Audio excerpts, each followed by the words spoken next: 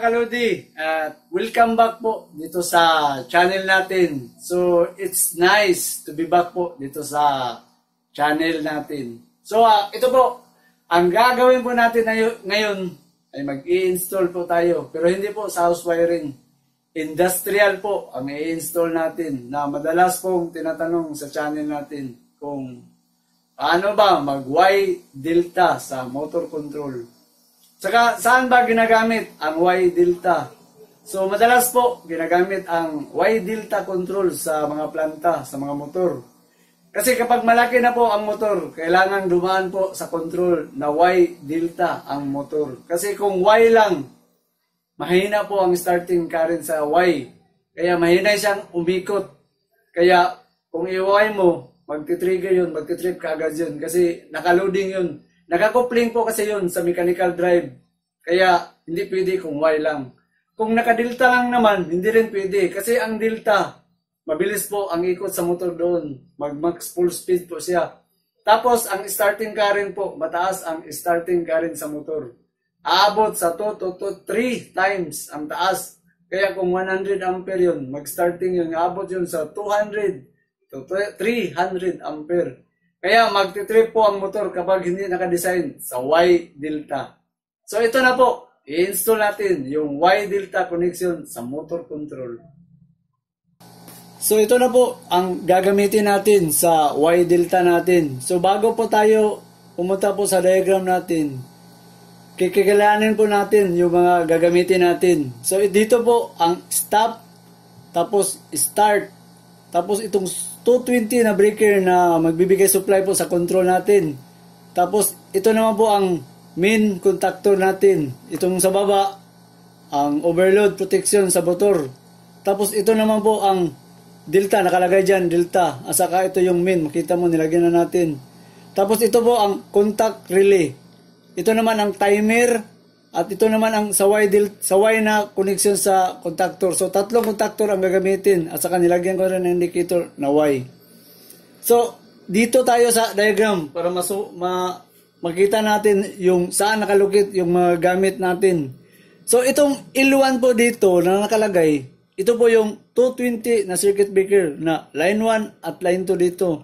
So, dito yung line 1 nakalagay. So, line 1.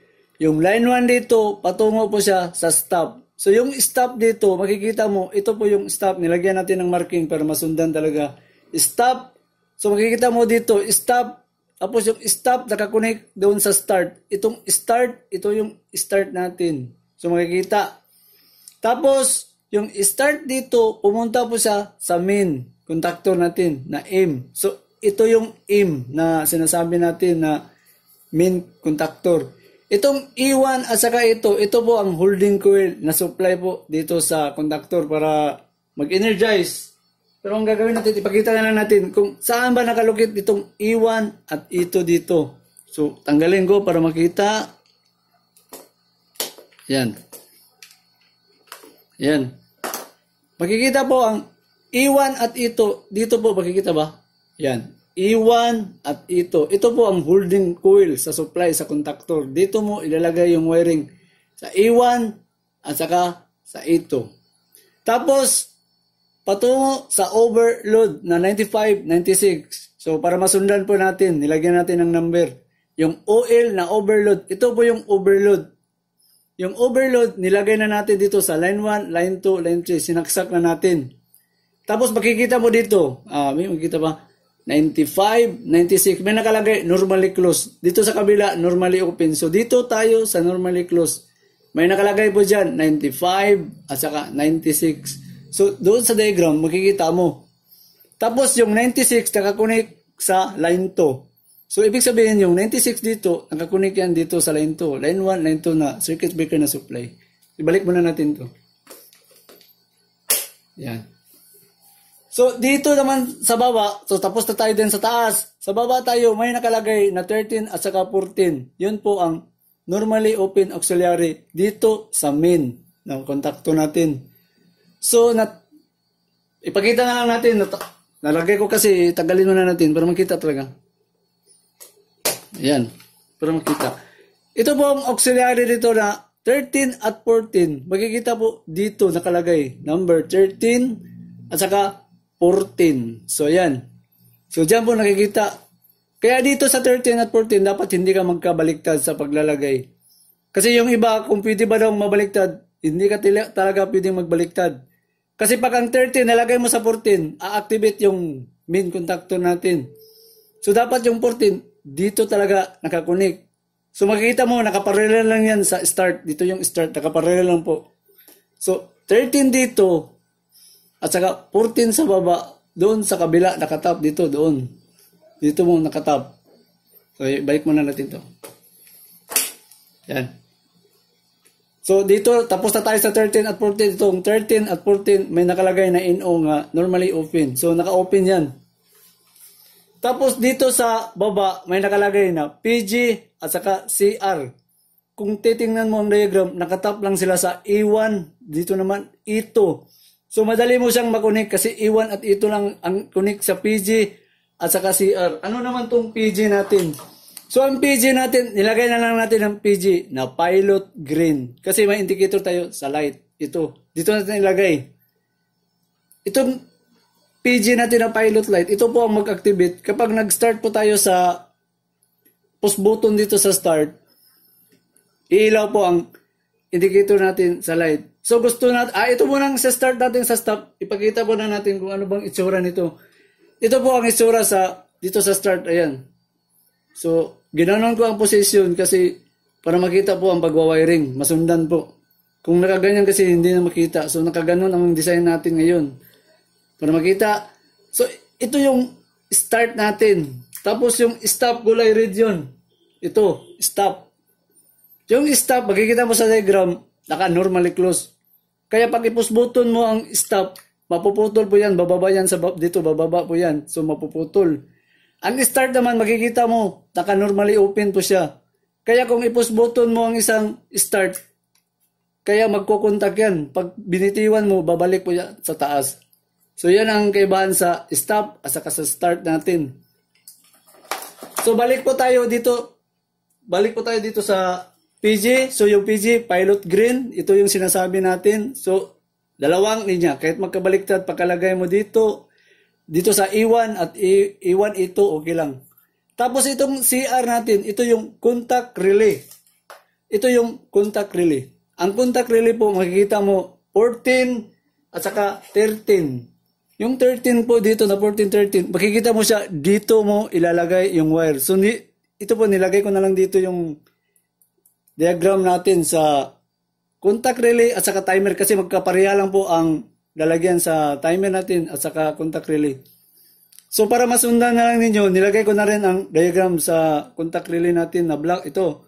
So, makikita mo na dito yung 14 at 13, line 1 at line 2. So, dito yung 14 at 13. Ito yung line 1, line 2. Tapos yung 12 at 9, ito rin sa taas, 12 at 9.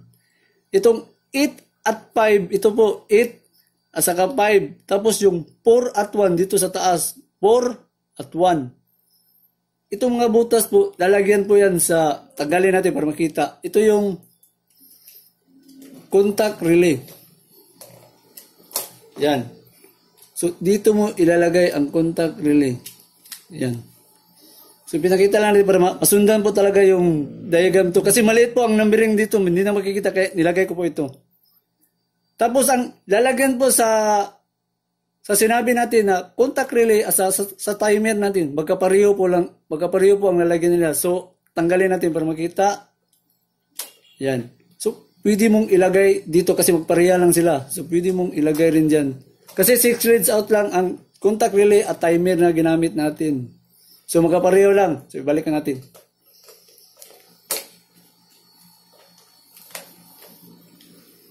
Yan.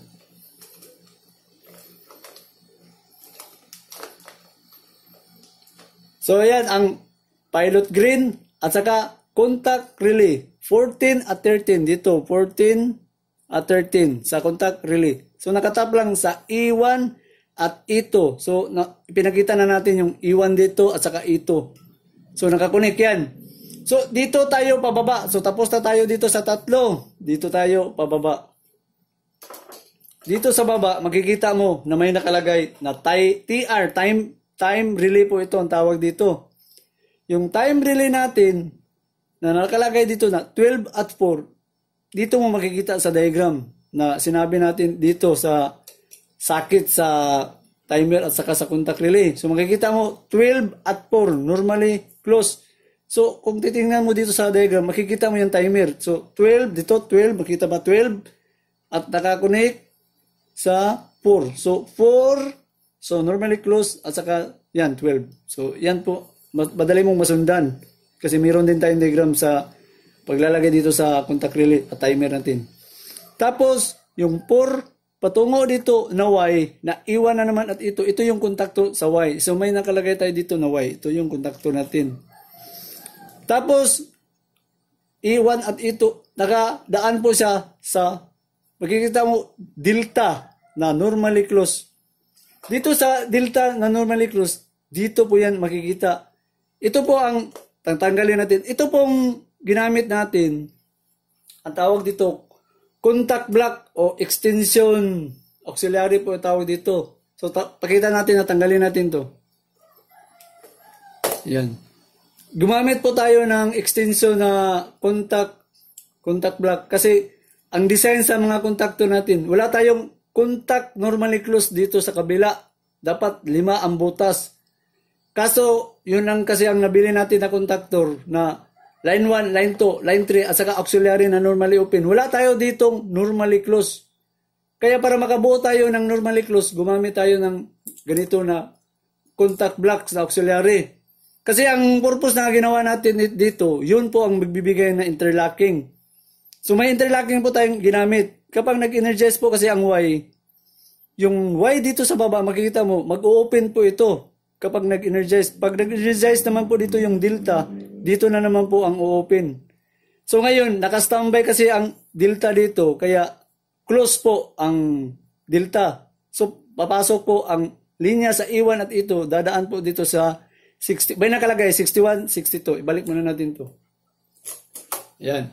So 61, 62, dito yan, makikita mo 61, 62. At saka NC, normally close. Pagkikita mo sa diagram, naka-close po siya. So, diyan po, dadaan ang E1, o ito, makikita mo, ito, dumaan siya sa 61, tapos 62. Tapos, nakatap na sa, dito sa 95. So, 95, dito yung 95 natin, makikita. So, ayan, sa Y.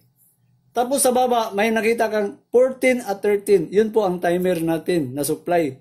So, makikita mo ang supply, ito yung timer, 14, 13. So, dito yan ang makukuha ang supply. 14, 13. So, makikita mo rin dito, yung block diagram natin, na 14, 13, yung line 1 at line 2. Diyan po ang supply. Patungo dyan sa line 1. Dito naman, tungo sa line 2. Yung timer natin. So, dito naman sa kabila, makikita mo, may nakalagay na normally open na TR. So dito sa TR, ito yung sinasabi natin na pag nag-activate na po ang timer within, pag activate po sa timer, 5 seconds po dito, naka-close po yan. Pagtapos sa 5 seconds po dito, mag-o-open po ang normally close dito.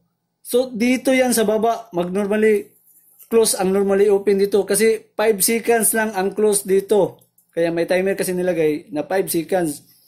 Pag umabot na po sa 5 seconds doon, bababa yun, mag-normally close. Kaya i-start ang delta at saka min dito. Tapos pag nag-start na po ang min, magiging normally open ito. So ma-shut off yung Y at saka yung timer dito. Mawawala yung supply, mawawala ito. Tapos ito na po ang gagana, yung delta at saka yung min natin dito sa magnetic contactor. Tapos dito naman makikita mo sa E1 at ito po yung delta. Makikita, nilagyan ko ng delta. So yung timer dito sa 12.8, dadaan po sa E1 at ito. So yung E1 at ito, dito yun makikita sa delta. Tapos dumaan ang E1 at ang ito, dadaan po siya sa Y. Sa Y na normally close. So dito yung Y. May nakalagay normally close, 61, 61, 62, 61, 62. Diyan, tapos nakakonect po dyan sa 95. So dito yung 95 natin. Dito naman sa baba, ito, 12 at 4. Yung 12 at 4, gumamit tayo ng 12 at 4. So, ito yung contact relay. yun ang purpose natin sa ginamitan natin itong PR. Ang PR po natin ay pilot read. So ito po ang pilot read natin. PR, pilot read. Yung pilot read natin, dumaan yan sa contact relay. Ito yung contact relay, na number po siyang 12 at 4. So saan ba makikita dito sa contact relay? Makikita mo 12 and 4. So dito po 12 and 4. So yung 12 dito, nakakonect yan sa stop. Ito yung stop.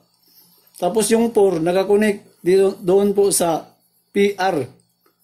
Yung PR natin. Yung PR, ito po yung pilot read. So kahit magkabaliktad lang itong pilot read natin dito sa paglalagay sa 4. Okay lang. Tapos yung isang linya dito, tatapos siya dito sa 62 na linya o kaya dito sa 95 kasi naka-series lang natin.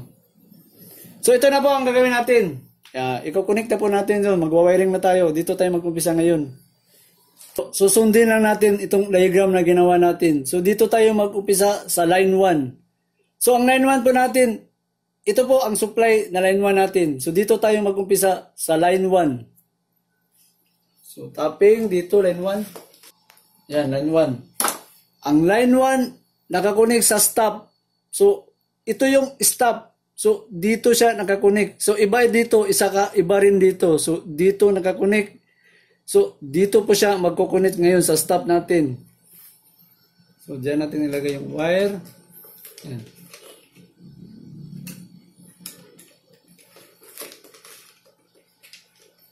So dito yan kukonek po. Yan, diyan po ang una natin connect dito sa line 1 patungo sa stop. So dito sa kabila. So dito po, dito natin itap yan dito.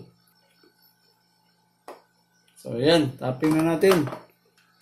So line 1 sa stop. Tapos yung stop dito sa kabila, ito stop, ito dito sa kabila, stop. Nakakonect po siya sa start. So naka-series lang sa stop at saka sa start. So yung start, so dito natin i-connect at saka dito. So makikita naman dito at saka dito yung connection ng makikita. So, dito tayo mag-umpisa sa tapping. So, dito. Yan. So, yan. Na-tapping na natin yung dito sa stop at dito sa start ito. Tapos, dito sa kabila, yung start, ito start. Ito dito nga linya, ito. Nakatap siya sa E1. Dito E1. So, nasaan ba yung im na E1? Ito yung im. E1, yung sinabi natin ganito na E1 dito. So, yung E1, nakatap dito sa start. So, ito yung start. Ito, makikita na sa kabila. Diyan natin itatapping. So, ito po, itapping natin. So, start tayo, start. Okay? Yan, tapping na. Tapos yung start, nakatap sa E1. So, E1, dito yung E1. So, tap natin dito yung E1. Okay, natapping na natin sa A1. So, yung ito natin dito, dito sa kabila, dito yung ito dito, nandito yung ito, nakatap po siya sa 95. So, nasaan ba itong 95? Ito po yung 95 natin sa overload. So, yung ito dito, dadaan po sa 95. So, yung tapping dito, patungo yan dito sa 95. So, dito natin ilagay yung wire. Tapos dito yung isa, 95. Sa 95, so ayan, natapping na natin sa 95. Yung 96, nakatap sa L2, sa line 2. So 96, ito yung 96. Tapos yung L2, ito yung L2 sa line 1 at line 2 na supply.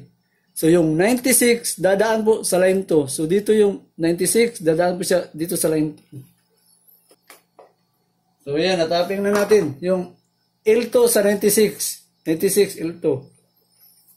Yan. So, tapos na tayo dito sa taas. Dito tayo sa baba. So, dito na tayo sa normally open na 13 at 14. So, yung 13 na sinabi natin na dito nakatap sa kabila sa start. So, 13 dito. So, dito siya magtatap. Dapat hindi tayo mabaliktad. Yung 13 dito sa start. Makikita naman start. So, dito natin ilagay. Yan. So, natapping na natin. So, sa 14 tayo. 14, itong 14, tapos nakatap doon sa start yung sa kabila, dito sa kabila, yung 14 natin. Okay, 14, nakatap, dito sa kabila sa start. So, doon, dito natin itatap. So, yan, nataping na natin. So, tapos na tayo dito sa 13 at 14 natin. So, ngayon, dito na tayo sa PG at saka CR, yung contact relay at saka sa pilot green. So, pilot green. So, ito yung pilot green. So, dito na lang natin ilagay yung pilot green natin. So, yan. Ang pilot green, madali mo lang masunod, makunik kasi nakatap lang sa E1. Tapos sa kabila, E2. At saka, dito muna tayo sa pilot green. So, ito yung pilot green natin. Dito ko na lang ilagay. Yan. Ganun ko na lang para makita. Ayan. So, yan. Tapos na po tayo sa PG natin. Natap na natin. Dito na naman tayo sa contact relay. So, ito po ang contact relay. 14, 13. So, madali mo lang hanapin ang 14, 13. Kasi meron tayong pinakita dito na socket na lalagyan sa contact relay. So, yung 14 at 13, makikita mo dito po, 14, 13, may nakalagay line 1, line 2. So, dito yun sa baba dito. May nakalagay dyan na 14 at saka dito 13. So, wiring tayo. Okay, tatapin na natin yung sa 14. Dito na naman tayo sa 13. So, dito yung 13 patungo sa E2. So, okay, nataping na natin.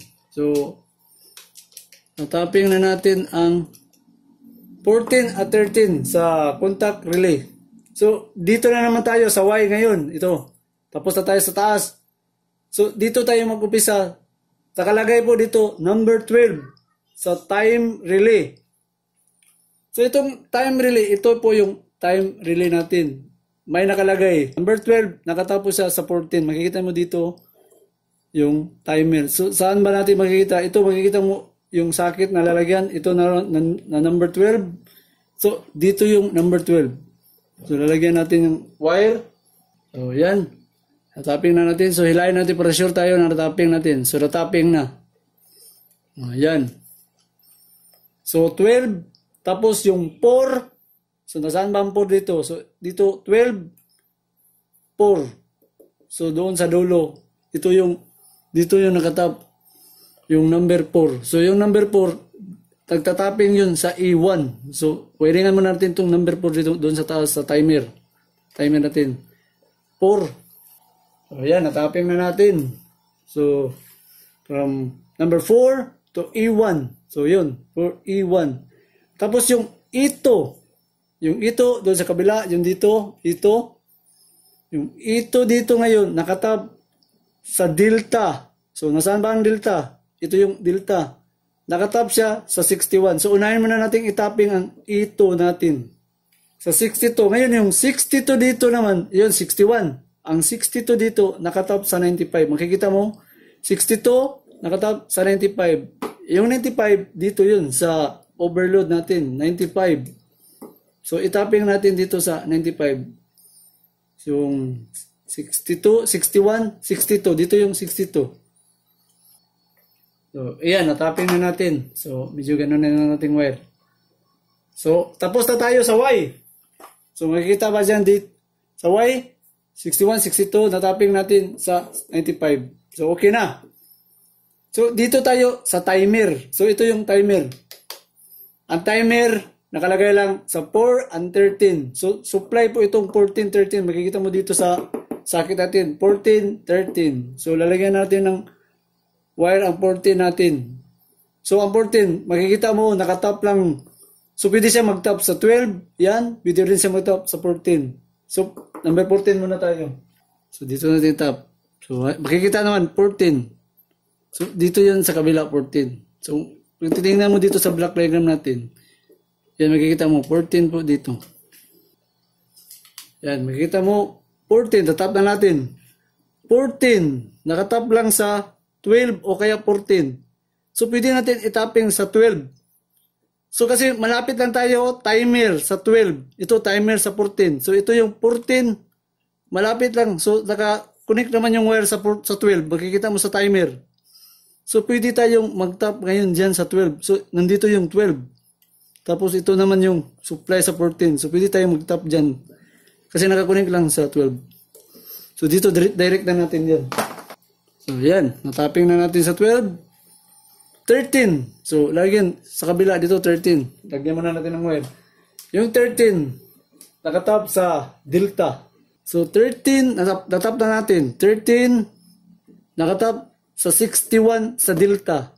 So, nasaan ba yung delta sa 61? Ito yun. Nakatap sa 61 delta. Delta 61. Normally close. So, dito yan. So, ayan. Natapping na natin. So, natapping na natin yung 13 sa 61. So, okay na dito sa timer. Bababa na tayo ngayon dito. Dito naman ay 12 at 8. Yung 12 at 8 natin sa timer. So, timer. Ito na naman, timer. Number 12 po tayo ngayon. Yung number 12, nakatap dito sa number 14. Sa timer. O, 12 pa. So, normally, open. Number 12. So, timer, ito yung timer.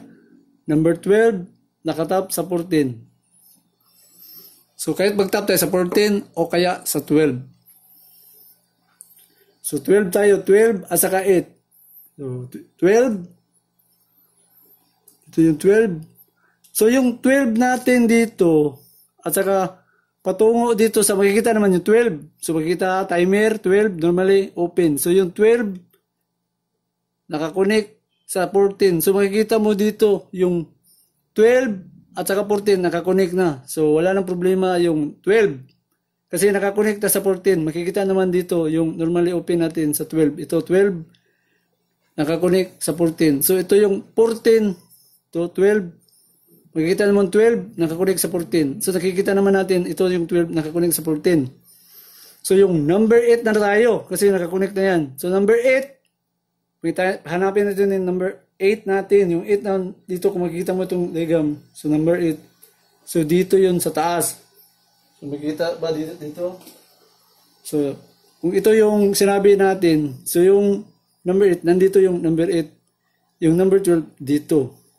So, makikita naman 12 dito, saka number 8. So, natapping naman ang number 12 na natin sa 14. So, dito tayo sa 8. 8 natin. So, sa taas yung 8 natin. So, dito makikita naman diagram na 8. So, wiring naman natin number 8. 8, yan. Number 8. So, nakatap sa E1 dito sa delta. So, nasaan ang delta? So, E1. Ito yung delta. Nakatap siya sa E1. So, E1, dito natin ilagay sa E1. Delta, E1. So, E1, delta. Yan, delta, E1. So, dito yung E1. Yan, natapping na natin yung sa A1 na number 8. So, ito na tayo. Nakatap ngayon sa 61Y. So, ito yung Y. 61. So, 61 po ito. E1. So, lagyan mo na natin ng wire delta na E1. So, dito yung E1. Ito. Matapos natin sa E1. Ito na naman tayo. Yan, tapping na natin yung ito. Yung ito, nakatap sa Y. So, itong Y, 61 sa normally close. So, 61 ito. Dito natin ito tapping. So, tapping na. Ayan. Tapping na natin. Tapos, delta. Ito, makikita mo yung delta sa ito, nakatap sa Y. Ito yung Y. Natapping na natin yung 61 dito sa Y. 62. Yung 62, nakatap sa 95. So, dito yung 62 natin. Tatap yan dito sa 95. Kasi yun makikita naman. So, tapping natin. Okay, natapping na natin. Yan. 62. Nakatap ngayon sa 95. So, yan. Makikita naman yung Y. So, 95. Dito tayo sa 95. So, yan. Natapping na natin. So, medyo ganun natin yung Y para hindi marumi tingnan. Okay. So, natapos na natin yung delta connection dito. So, dito tayo sa baba. So, sa contact relay tayo. So, contact relay 12-4. So, saan ba yung contact relay? So, ito yung contact relay. 12, 4. So dito yung 12 at saka 4. Madali na lang natin masunod. So 12 tayo sa contact relay. So nasa baba yung 12 dito. So dito natin ilagay yung 12. Yan, natapping na. 12. So makikita mo yung 12 nakakonek sa stop. Layo, stop. So yung stop dito sa kabila, hindi po dito, doon sa kabila. So dito po siya nakatap. Yan, natapping na natin. So 12 nakatap sa stop. Sa 4 tayo, sa normally close. So ang 4, nasaan ba ang 4? So nandoon, dito makikita mo yung 12 at 4. So 12 at 4 sa likod. Sa likod ng contact relay, dito natin ilagay yung number 4. Number 4, ayan. Oh. Okay. So nakatap na yan, number 4 natin. Tapos yung isang wire dito sa pilot thread, nakatap sa 62 o padungo sa 95. So naka-series lang lahat dyan. So yung pilot thread natin, pwede tayong mag-tap doon sa 95 kasi malapit lang itong 95 dito. So yung pilot thread, yan makikita naman, nakatap sa 95. So pwede tayo dito sa 95. So yan, natapping na natin. So ready for testing na po tayo ngayon. So ready for testing na po tayo. So natapos na natin yung pilot thread. Ito, pilot thread, nakatap sa 95. So ang mangyayari ngayon dito, pag start natin i-on itong circuit breaker natin na 220 volts, iilaw po kaagad itong pilot light natin na indicator sa stop, itong red. Kasi makikita naman dito na naka-direct lang sa line 2, line 1 at line 2 ang connection sa bulb at naka-normally close po ang contact relay ngayon. Tapos pag i-start natin, mag-open po ito. Kasi gagana na po ang contact relay dito. So magiging normally open kaya shut off ang pilot thread. So ang gagana ngayon dito na yung main contact. Ito makikita naman pag gumana na, pag start natin gagana yung main contactor, yung pilot green kasi nakaparallel sa iwan ito. Then tapos yung gagana rin ang contact relay natin. Kaya magiging normally open po ito. So ngayon papasok rin yan dito ang Y. Makikita naman no? So papasok ang Y. Mag-a-activate po ngayon sabay ang timer rin. Mag-activate. So yung timer tatakbo muna, i-close.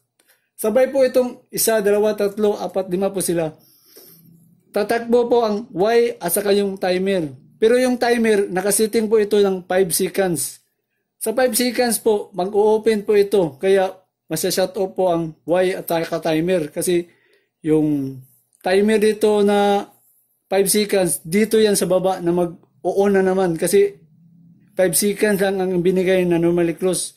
Mag-open po ito pagkatapos ng 5 seconds, kaya mag-close po dito sa normally open sa timer na ilalagay sa delta. Kaya yung delta na naman ang mag-energize, tapos ang ating nilagay dito yung interlocking mag-open, kaya ma-shut off itong Y at saka timer.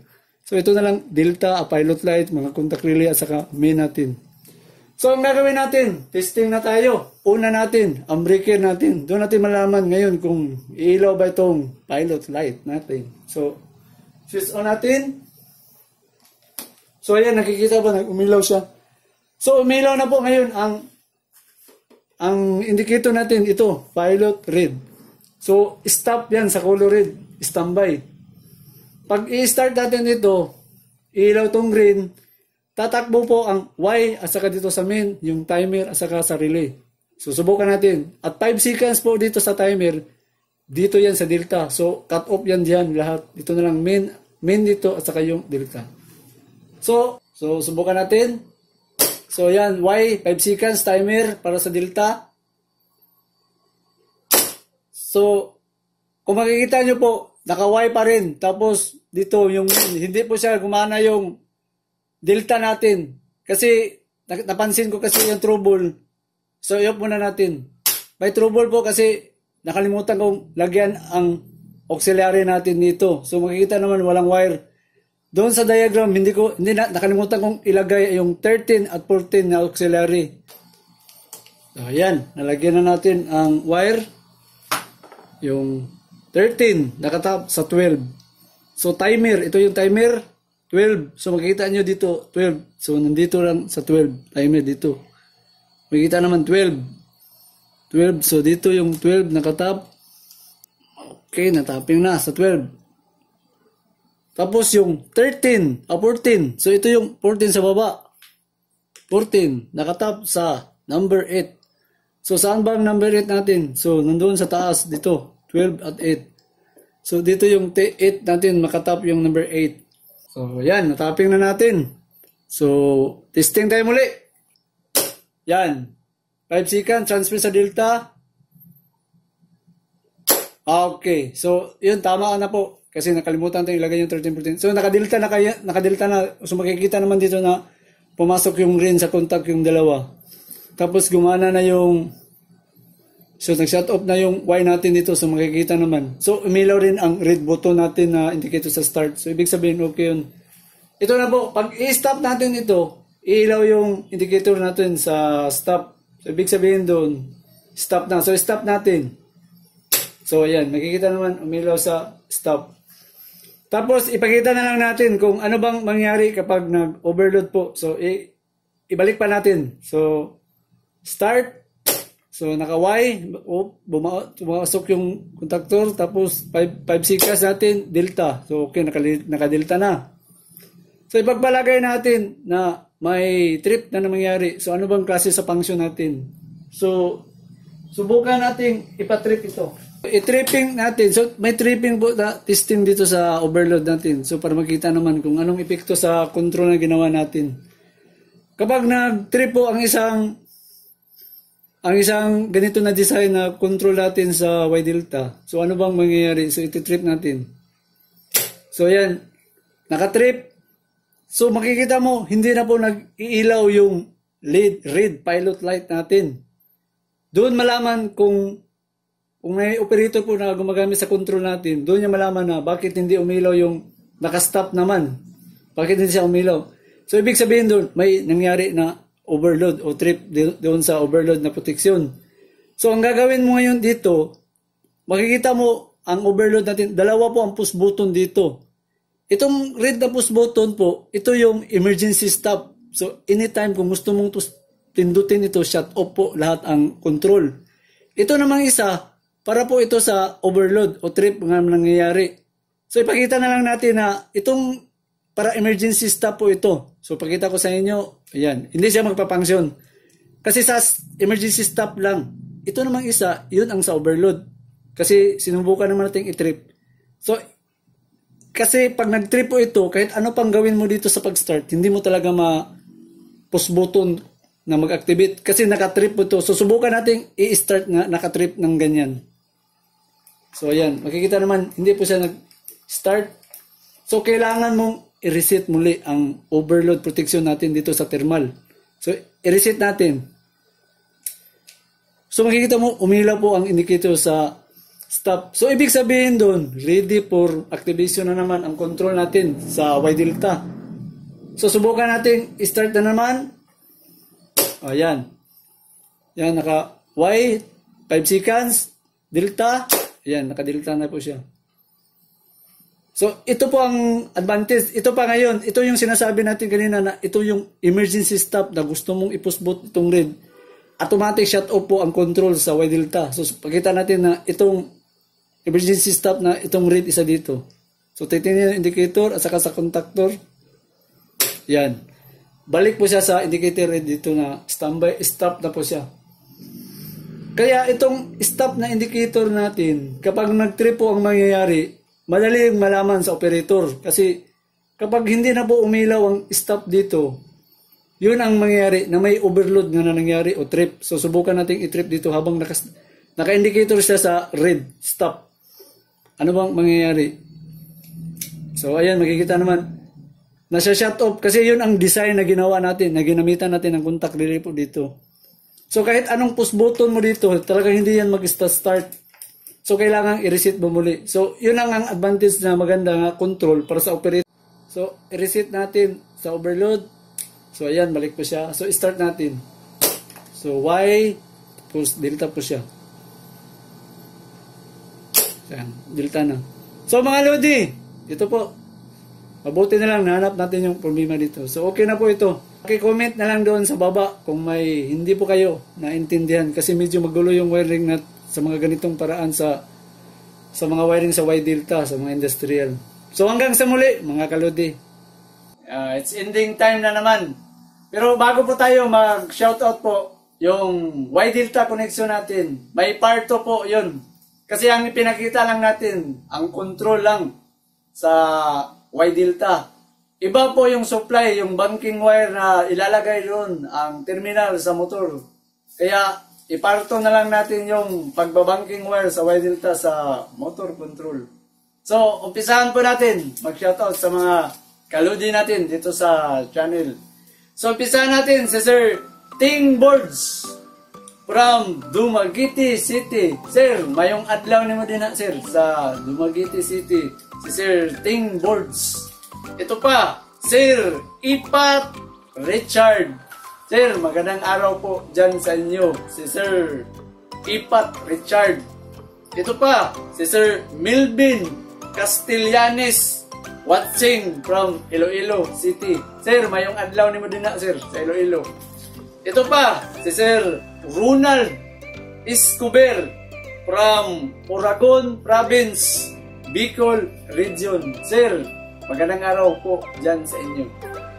Ito pa, shoutout natin si Sir Marvin Pagayunan watching from Bacolod. Sir, magandang araw po dyan sa inyo. Ito pa, si Sir Dari Halayahay YT. Sir, magandang araw po dyan sa inyo. Ito pa, si Sir Jimmy Dagandan from Cagayan de Oro City. Sir, mayong adlaw ni mo din na, sir, sa CDO. Ito pa, shoutout natin si Sir Renato Bisis. Pa-shoutout na din sa Family Bisis. So, magandang araw po dyan sa inyo. Saka, shoutout po dyan sa Family Bisis.